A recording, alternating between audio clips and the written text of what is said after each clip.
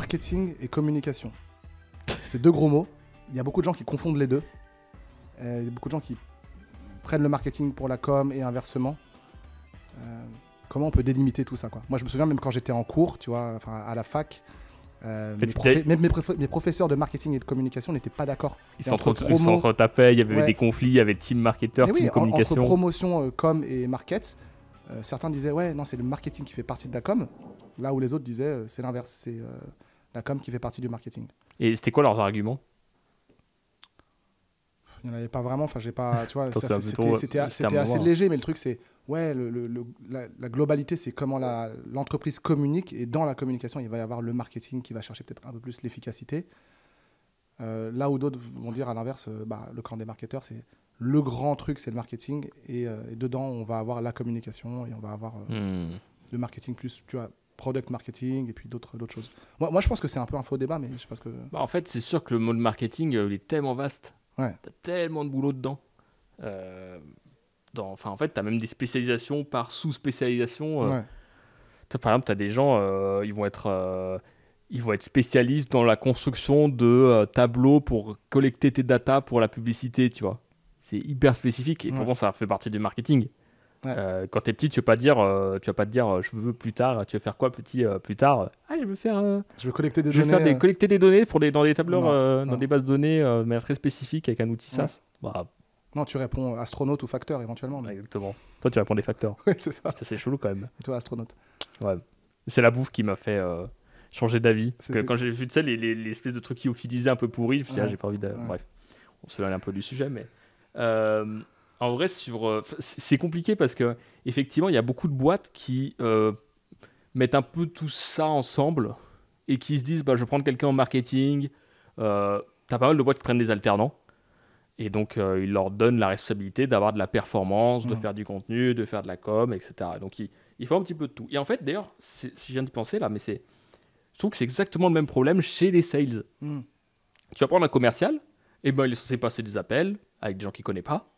Donc, créer ses propres listes, trouver le numéro de téléphone lui-même, passer des appels, ensuite faire les rendez-vous, vendre. Enfin, tu vois, c'est énorme, en fait, le taf que tu as. Alors qu'en vrai, une bonne structure qui fonctionne, c'est, éventuellement, si tu as des leads qui arrivent, tu as tes listes qui sont faites. Ou alors, tu as quelqu'un qui va te construire les listes. Ensuite, tu as quelqu'un qui appelle.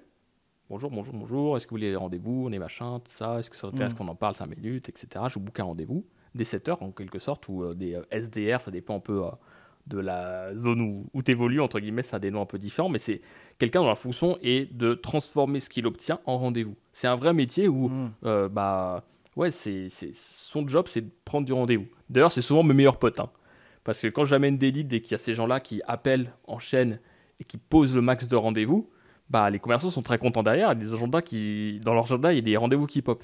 Et ensuite, tu as le commercial qui va closer, qui va faire en sorte de vendre le produit. Puis après, tu as encore d'autres commerciaux qui sont des account managers qui vont développer le client et faire des ventes complémentaires. Mais c'est des métiers à chaque fois spécifiques. Sauf qu'au départ, quand tu es une petite structure, tu vas te dire, vas-y, je prends un commercial, quoi. Et encore, il y a encore des structures un peu plus développées qui fonctionnent un peu comme ça, où voilà, on est une groupe de... C'est les commerciaux, quoi, tu vois.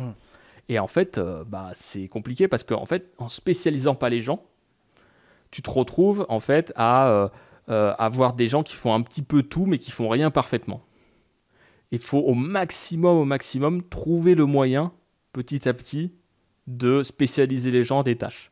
Et si tu arrives à faire ça, là, tu as du résultat. Petite pause pour vous présenter rapidement marketeur full stack. Un marketeur full stack, c'est un métier qui vaut cher sur le marché parce que les compétences d'un marketeur full stack, elles sont désespérément recherchées par toutes les entreprises. C'est une super opportunité de se démarquer si vous êtes déjà dans les métiers du marketing et de la communication, surtout à une ère où il y a de plus en plus de freelance et des IA toujours plus avancées. Comme le métier est encore peu connu, on vous a créé une vidéo complète pour vous le présenter en détail. Si ça vous parle, cliquez dans le premier lien en description de la vidéo. Mais du coup, tout ça pour dire que quand tu prends un alternant en communication par exemple, ou une seule personne en communication, en marketing pardon, et qu'ensuite il doit faire à la fois de la communication, à la fois du contenu, à la fois de la performance, qui t'amène des leads, qui doit faire même de la créa graphique par exemple, c'est pas son métier. C'est super compliqué en fait, parce que du coup la personne elle a un peu de partout, elle se rajoute tout le temps des tâches, Et puis en fait, tu as des tâches genre travailler et penser un tunnel d'acquisition alors qu'à côté, tu as un catalogue de 900 pages à produire. C'est impossible, quoi. Ouais. Le catalogue de 900 pages, il va prendre tout ton temps, Ouais. alors que potentiellement, tu vas envoyer ton catalogue et ça va peut-être t'apporter des gens vite fait ou des commandes et tout, je dis pas, mais difficile à mesurer et souvent, tu aurais peut-être plus d'efficacité à travailler sur ton funnel de conversion. Mais tu as besoin d'avoir des gens qui sont un peu focus à ça, qui peuvent vraiment s'immerger dessus, prendre des calls, se faire coacher, se faire aider par des gens qui l'ont déjà fait. Et souvent, le réflexe, c'est on prend quelqu'un en com ou au market et il va faire un peu les trucs qu'on lui demande. On attend de lui certaines choses, de la performance, des résultats, des prospects qui viennent, mais les gens qui demandent ça, ils rêvent en fait. Ils n'ont pas compris en fait ce qu'ils recruteraient. Les gens qui recrutent ce genre de personnes, ils n'ont pas compris ce qu'ils achetaient en quelque sorte. Je dis ça parce que tu vois, quand tu recrutes quelqu'un, c'est un peu que tu achètes entre guillemets quelqu'un pour travailler avec toi en quelque sorte. Et c'est super important, donc responsable, soit un manager, soit un CEO de sa boîte ou autre, de comprendre ce dont tu as besoin et qui tu as besoin pour faire le job. Parce que sinon, en fait, tu vas prendre quelqu'un au hasard et tu vas être déçu parce que tu vas dire j'ai pas de résultat, j'ai pas ce qu'on m'avait promis. Ouais, mais si tu prends un alternant, il sait pas faire le boulot, il débute. La seule chose qu'il a vue à l'école, c'est de la théorie. Et alors, à l'école, tu peux faire des trucs super cool, des projets magiques qui n'existent pas. Mais dans les faits, tu ne les fais jamais, ce genre de projet, tu vois. Donc, et en plus de ça, faut vraiment savoir, en fait, qu'est-ce que tu attends de la personne que tu prends. Si tu prends un alternant pour faire de la com, pas de souci, je pense qu'il peut le gérer, il peut publier, il peut faire des contenus, il peut faire des choses sympas. Mais tu ne dois pas attendre de la performance et des résultats parce qu'il ne sait pas le faire. Après, ça dépend pour le coup du cursus de l'alternant en question. Parce que moi, pour le coup, j'ai enseigné cette année à des, je crois que c'est master marketing, expert marketing digital. Il y en a qui sont super forts et qui m'ont montré ce qu'ils faisaient pour leurs clients, qui mettaient en place des funnels de vente et tout, hyper élaborés. Mais parce que après, c'est leur cursus, leur spécialisation, de faire du vrai marketing. Tu vois, oui, mais ça dépend de la boîte où tu atterris. Si tu as des gens qui peuvent te mentorer, parce que si tu es largué dans une boîte, si tu es parachuté dans une boîte, alternant marketeur, tu es le seul marketeur de la boîte et que personne ne sait faire du tunnel ou autre, j'ai du mal à croire que tu vas réussir à faire du tunnel tout seul. Ou alors, c'est quelqu'un qui a compris, qui va te mettre à dispo un coach ou quelqu'un qui l'a déjà fait et qui va pouvoir t'aider là-dessus. Mais sinon, c'est impossible. J'ai un ou deux étudiants en tête. C'est vrai que je ne sais pas exactement s'ils ont tout mis en place eux-mêmes, ça m'étonnerait. Mais en tout cas, ils ont l'air vraiment force de proposition. Enfin, il y en a un en particulier auquel je pense. Après, c'est un parmi tant d'autres. Et puis, est-ce qu'il a vraiment... faut regarder ses chiffres aussi. Lui est super chaud en marketing aussi. Voilà. Donc, c'est un truc qui sont déjà dans la famille, tu vois. Et il sort pas nulle part, c'est sûr. Si t'es pas mentoré et que tu sais pas faire, tu peux pas l'inventer. Moi j'ai passé beaucoup de temps avec Jérôme, que tu connais aussi, que je salue, qui est un peu mon sensei un peu dans la matière. J'aurais jamais fait ce que j'ai fait sans lui, tu vois. Et je payais cher, mes heures, on passait beaucoup de temps et tout ça, on a passé beaucoup de temps ensemble et tout. Je l'ai beaucoup sollicité. Et en fait, il n'y a aucun moment où je me suis dit, c'est trop cher. Au contraire, tu vois, j'ai énormément appris grâce à lui. Je ne serais jamais au niveau où je suis sans lui. C'est un investissement. Donc c'est ça. Alors après, est-ce que tu es prêt à investir ça dans un profil qui après peut partir ou autre ? C'est sûr qu'il y a une vraie inégalité entre quelqu'un qui va t'amener vraiment de la perf et quelqu'un qui n'y arrive pas vraiment ou c'est pas trop. Enfin, t'as un énorme écart entre les deux, quoi. Mais du coup, Seb, est-ce que la racine, la source du problème, c'est que le CEO, en tout cas la personne en charge du recrutement, n'a pas une compréhension suffisamment fine de ce que fait sa propre boîte, tu vois, et de ce qui équivaut à victoire, à succès, tu vois. Parce que après, évidemment, c'est assez complexe, hein, tu vois, parce qu'il y a plein de petites choses qui vont faire que c'est un succès, mais en tout cas, sur le succès commercial au sens large, c'est-à-dire acquisition, comment on trouve des clients.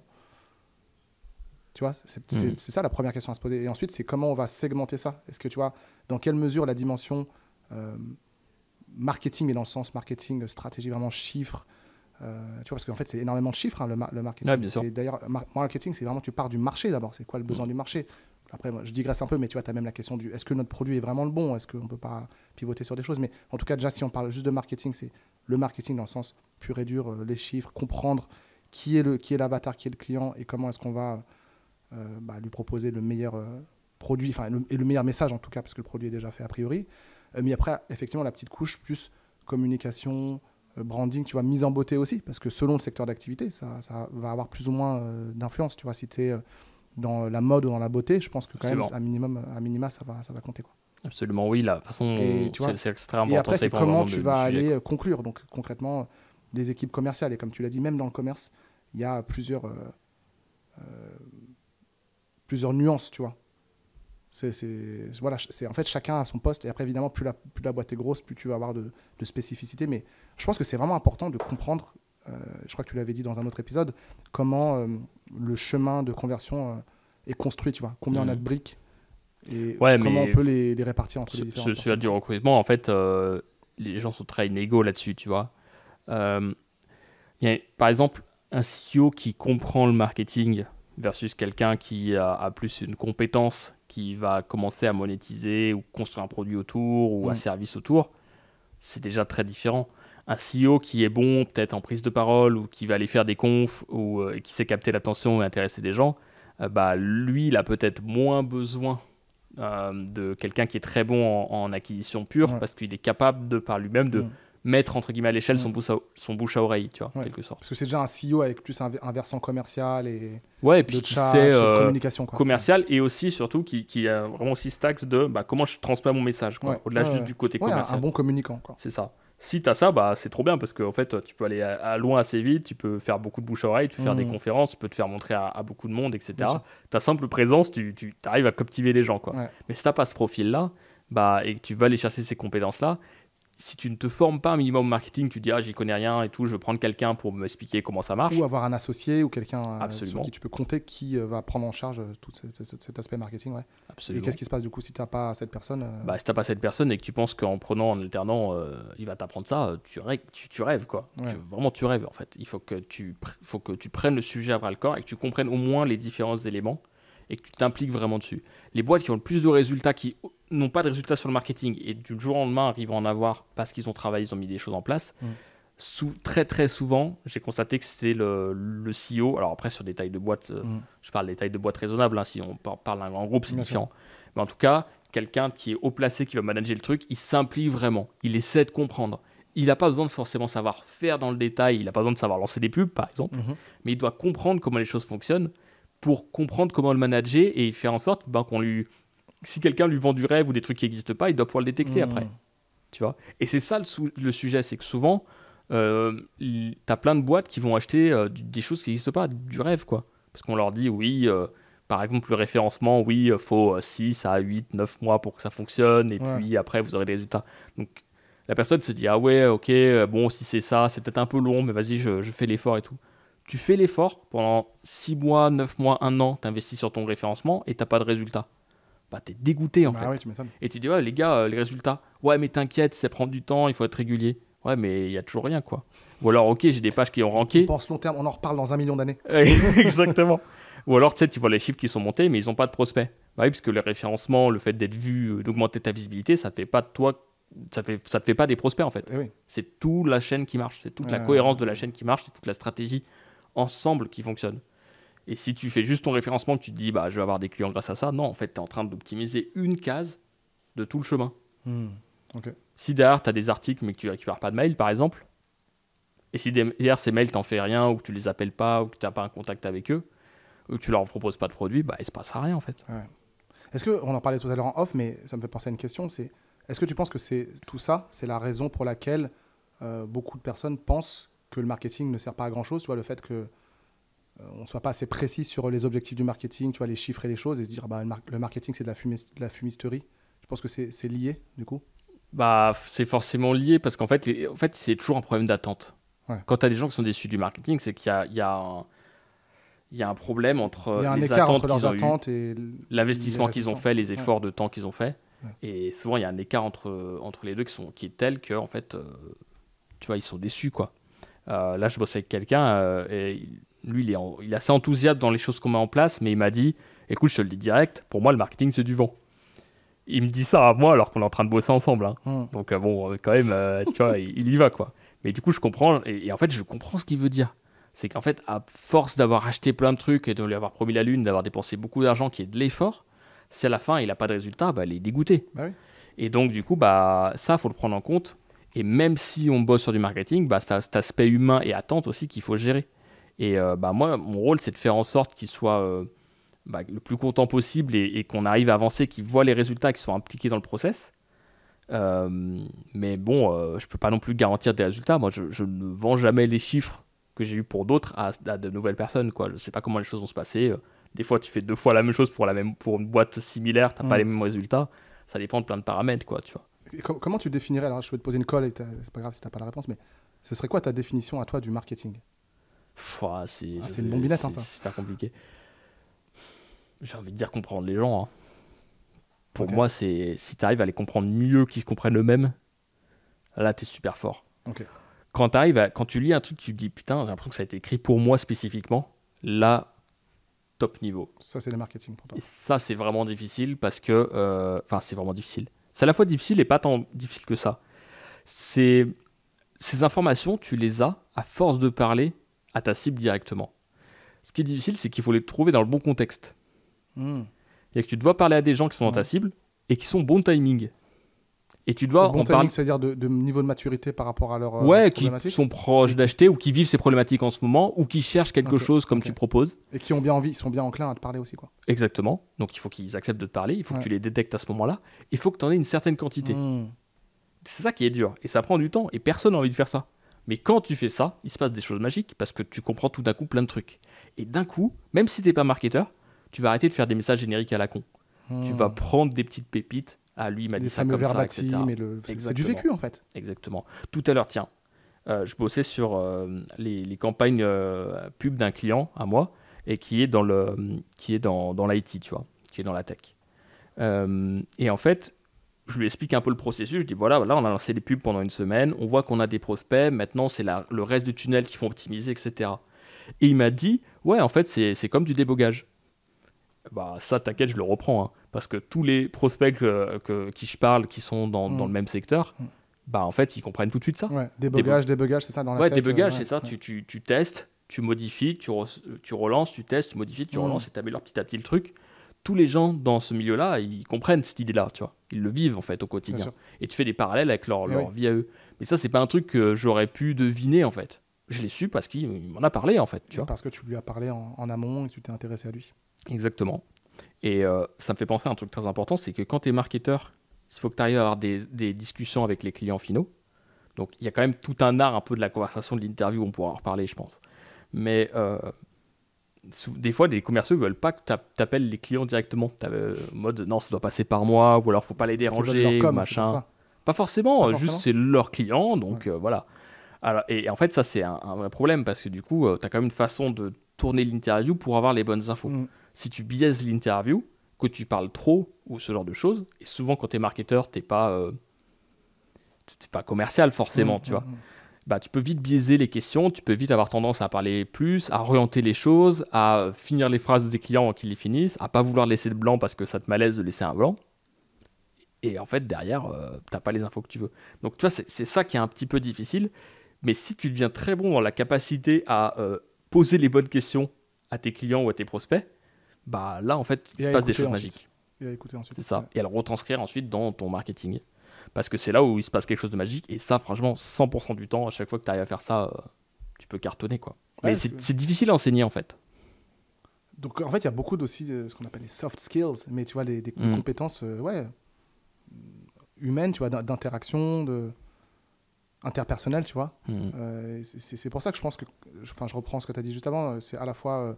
facile et difficile, ou tu vois, c'est pas tout à fait pareil d'ailleurs de dire facile et simple, tu vois. C'est pas tout à fait... Mais en tout cas, c'est une fois que tu as compris les ressorts du marketing, il n'y a plus qu'à, il faut y aller, et c'est pas, tu vois, c'est juste après être un peu bourrin, quoi. Ouais, tout à fait. Envoyer plein de messages, avoir des gens au téléphone ou en visio, et puis creuser, et c'est une suite d'itérations. Mais ça demande, dans les faits, d'être subtil aussi dans la compréhension, comme tu l'as dit, ne pas biaiser la conversation que tu as avec la personne, être capable de le retranscrire. Et puis, c'est pas forcément des choses toujours sexy aussi à faire. Ouais, clairement. Et ça prend du temps. Mais c'est ça qui paye le plus. Et tu vois, il y a un documentaire que j'ai trouvé sur YouTube que j'adore. C'est Comment devenir président et le rester. J'ai halluciné quand j'ai vu ça. Je me dis, c'est exactement ce qu'il faut faire en tant que marketeur. En fait, c'est 2 gars. C'est Gérard Collet et Jacques Pilon. Sur la chaîne, j'avais fait une vidéo sur ce sujet il y a un petit moment. Et je disais Filan, donc mais non, c'est Pilon. Et en gros, tu me l'as envoyé par message? Je te l'ai envoyé, je pense. Et en fait, ce documentaire, c'est une dinguerie parce qu'en fait, tu as 2 gars. Ils ont réussi à faire élire Mitterrand en 81 en ayant une compréhension très très fine des sondages de façon qualitative.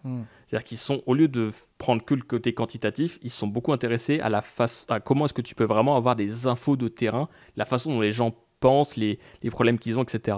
Et ils se sont rendus compte qu'à cette époque-là, ils commençaient à avoir des crises et tout, et en fait, les gens avaient besoin d'être rassurés. Et c'est comme ça qu'est né des slogans type la force tranquille ou ce genre de choses, en gros, si je schématise. Alors, voilà, tu as pas mal de choses, il faut rentrer un peu plus dans le détail, puisque tu as plein d'éléments là-dessus. Et ils ont fait des livres là, qui sont assez intéressants, et j'aime bien me plonger un peu dedans dans cette histoire. Et ce qui est ouf, c'est que donc, ils ont fait ce travail, ils ont gagné en 81. Ce travail-là leur a permis de gagner les 2 à 4% qui manquaient pour passer le deuxième tour et être élus. Donc ils ont réussi à ce moment-là. À ce moment-là, les deux, ils se sont fait un peu éjecter par les autres politiques en mode vous êtes des communicants dégagés, quoi, en quelque sorte. Quoi. Et pendant 3-4 ans, la cote de popularité de Mitterrand s'est effondrée, ça a été l'enfer et tout ça. Et donc Mitterrand les a rappelés en urgence les deux. Et là, ça a commencé à remonter et ils ont commencé à mettre en place plein de choses. Et ils ont réussi à le refaire élire une deuxième fois. Donc ils ont gagné 2 élections présidentielles. Donc comment devenir président et le rester. C'est ça. Et en fait, l'un d'entre eux est allé bosser à la fin pour Chirac. Chirac, qui à l'époque était vraiment dans les bas-fonds des sondages. Et lui, grâce au sondage qualitatif et au travail qu'il faisait, ses méthodes, il a vu tout de suite, avant tout le monde, qu'en fait, il avait beaucoup plus de potentiel et qu'il pouvait franchir la plus haute marche. Et du coup, ils ont réussi à inverser les courbes, à remonter. Et de la même façon, il a gagné avec le thème de la fracture sociale. Et c'est des choses qu'il allait chercher sur le terrain, tu vois. Et, c'est un peu du marketing appliqué à la politique, là. Et c'est exactement ça. Et donc, là, je lis le livre de Gérard Collet. Alors, il est un petit peu difficile à trouver le livre parce que, pour te dire, le prix du livre, il est en francs derrière, tu vois. Ah oui. Mais c'est hyper intéressant. C'est des techniques, je pense, qui sont peut-être utilisées aujourd'hui, mais je ne sais pas si c'est encore utilisé de la même façon ou autre. Enfin, je ne sais pas trop comment c'est fait. Mais t'imagines quand même qu'on parle de son acolyte, Jacques Pilan, il a gagné 3 élections, quoi. Incroyable. Donc il a fait gagner 3 élections présidentielles, il a fait 3 élections, il a gagné les 3, quoi. Donc c'est assez fou et ouais, quand j'ai vu ça, je me suis dit c'est exactement ce qu'on fait en fait en marketing. C'est quand tu arrives à comprendre ce qui se passe sur le terrain, ce que les gens vivent, ce qu'ils disent, ce qu'ils ressentent, derrière tu arrives à faire les bons messages et tu arrives à avancer. Alors évidemment la politique c'est plus large que ça, hein, ça fait pas absolument tout, mais ça te permet d'avoir le bon positionnement et d'arriver à dérouler en fait derrière, quoi. Et est-ce que du coup, là, on ne trouverait pas peut-être la connexion entre notre marketing et notre communication, qui était la question un peu initiale de cet échange, à savoir que le marketing, c'est vraiment le travail d'aller écouter les gens sur le terrain, de manière quantitative mais aussi qualitative, et ensuite la communication, on pourrait dire que c'est le déploiement de ça, tu vois, c'est après... le packaging un peu. En tout cas, en politique, c'est comment est-ce qu'on va ensuite adresser le bon message, tu vois, en fait, parce que pour moi, la communication, c'est surtout le message. Ouais, tu peux avoir un peu de ça... Ouais, j'ai jamais trop réfléchi en fait à cette question. Ouais. C'est vrai que moi je parle plus en tant que marketeur en quelque sorte. Mais les deux s'entrelacent énormément. Les deux sont vraiment entrelacés. Donc c'est comme tout à l'heure on en parlait en off aussi, mais c'est un peu si on fait un parallèle avec. Moi je reviens souvent là-dessus, mais sur les sports collectifs, tu vois, le football, c'est quoi aujourd'hui ? Enfin tu vois, t'as les gardiens de but, les défenseurs, les milieux et les attaquants. Mais après, est-ce qu'un ailier est considéré comme un attaquant ou un milieu ? T'as même des latéraux. Alors, je ne sais pas si vous connaissez le football, mais je suis un petit peu amateur de foot. Et t'en as qui sont techniquement défenseurs, mais qui en fait jouent très haut sur le terrain. Et ce qui est intéressant, c'est que c'est du cas par cas en fait. Ça va dépendre, et j'en reviens aussi à ce que tu dis tout le temps, Seb, c'est que c'est une question de système et de cohérence au sein du système. C'est-à-dire que tu as des équipes qui vont jouer en 4-4-2 ou en 3-4-3, etc. et qui vont avoir des rôles spécifiques par rapport à leur système de jeu. Et en fait, le gars, on ne va pas le définir par son poste, tu vois, par l'intitulé de son poste, mais par ce qu'il va réellement faire sur le terrain. Et je pense que, tu vois, c'est un peu pour ça que je dis que c'est un peu un faux débat. Tu vois, le marketing, la communication, c'est au-delà du fait de dire que tu es CMO, que tu es responsable de communication, c'est concrètement à quoi tu sers et qu'est-ce que tu fais. En fait, on s'en fiche. Le mec soit marqué attaquant ou machin, ce qui compte, c'est à la fin, c'est de marquer des buts. Clairement. Si c'est un défenseur central qui doit marquer, pourquoi pas, tu vois. Et je pense que c'est... Et tu as oublié un rôle important, je pense, là-dedans. Le coach. Exactement. L'entraîneur qui va derrière dire ok, il faut que tu fasses plus comme ça, que tu aies plus tes positions comme ça, etc. Alors, pour moi, je suis l'inverse de toi au foot, j'y connais rien. Mais qui en gros va faire tout le taf de motiver les gens. Déjà très important, parce que si tu n'es pas motivé, tu vas avoir du mal à avoir du succès et à te donner à fond. Et puis qui va te corriger sur les choses que tu dois corriger et d'avoir ce recul. Par exemple. Il y a quelques jours, là, je parlais justement avec quelqu'un qui est en alternance dans une boîte et qui me montrait un peu ses chiffres et tout ça. Je lui dis, mais attends, là, tu essaies de tirer des conclusions, tu as 40 personnes, tu tu as 40 personnes qui ont vu un post ou un truc comme ça. C'est trop peu, en fait. Tu peux pas tirer de conclusion sur un échantillon statistique aussi bas. Et donc, tu te rends compte, ok, en fait, il faut que j'apprenne aussi les stats. Donc, les cours de maths, il faut que je m'y remette et que je comprenne un peu, au moins des bases statistiques. Bien sûr. Tu vois, parce que sinon, si tu sais pas ce que c'est qu'un échantillon représentatif, etc., bah, tu prends des mauvaises décisions. Et du coup, vu qu'on t'a dit tout le temps, il faut tester plein de choses, etc., bah, tu testes plein de trucs, mais aucune cohérence. Tu sais pas ce que tu testes. Tu vas tester plusieurs trucs différents en même temps. Et tu vas prendre des décisions hâtives, faire des conclusions hâtives. Ouais, t'es pas structuré, quoi. Donc t'as vraiment, en fait, c'est là où c'est intéressant de se faire aider par quelqu'un, en fait, tu vois, qui connaît un peu ces sujets, c'est de se poser, de dire, ok, bah, ça c'est pertinent, ça c'est pas pertinent, ça on va le faire comme ça, etc., pour que t'aies les infos pour savoir si ça marche vraiment ou pas.